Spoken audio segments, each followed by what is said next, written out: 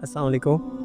قرآن پاک ہم جب بھی پڑھتے ہیں تو اس کے اندر اگر ہم غور کریں تو اللہ تعالیٰ بار بار دل کی طرف اشارہ کرتے ہیں۔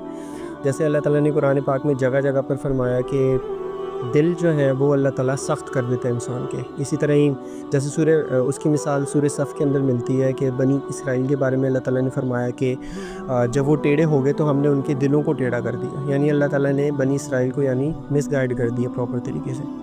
اسی طرح حضرت موسیٰ کی دعا ہے، اس میں حضرت موسیٰ جب فرعون کے پاس جا رہے تھے تو حضرت موسیٰ نے فرمایا کہ ربی اشرح لی صدری، یعنی میرے صدر کو کھلا کر دے میرے اللہ۔ اسی طرح جو ہمیں سورہ ناس ہے اس کے اندر بھی قل اعوذ برب الناس ملک الناس الہ الناس من شر الوسواس الخناس الذی یوسوس فی صدور الناس، جو وسوسے ہمارے صدور کے اندر یعنی صدور چیسٹ وغیرہ کے اندر آتے ہیں۔ تو اب یہ چیسٹ کے اندر کیا چیز ہے، صدور کے اندر کیا چیز ہے، وہ ظاہر ہے دل ہے ہمارا۔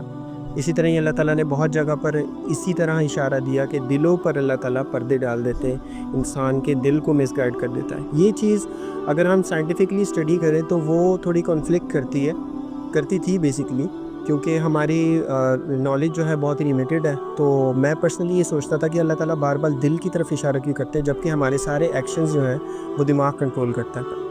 سائنٹیفک اسٹڈیز اگر ہم اسٹڈی کریں اس کے اندر بھی جو ہمارا دل ہے وہ ہر طرح اچھی برے اعمال ہمارے جو ہیں ایکشنز ہیں اس کو کنٹرول کرتا ہے۔ اسی طرح قرآن پاک میں اللہ تعالیٰ نے ایک جگہ اشارہ بھی کیا کہ ہم ان کے فور لوب سے یعنی کہ فرنٹل لوب سے ان کو پکڑ لیں گے اور انہیں جہنم میں گھسیٹیں گے۔ مگر پھر اللہ تعالیٰ بار بار دل کی طرف اشارہ کیوں کرتے ہیں؟ تو وہ ریسنٹ اسٹڈی نے ماشاءاللہ اس چیز کو ڈسکور کیا ہے اور اس چیز کو کنفرم کیا ہے کہ دل کا بیسیکلی اپنا ایک نیورولوجیکل ایک سسٹم ہے، ایک اپنا نروس سسٹم ہے جس میں اراؤنڈ 40 to 94,000 نروز ہیں جو دل کے اندر ہوتی ہیں۔ اور سائنٹسٹ یہ کہتے ہیں یہ سملر ٹو دماغ کا جیسے ایک نروس سسٹم ہے، اس طرح دل کا بھی ایک پرسنل اپنا ایک نروس سسٹم ہوتا ہے۔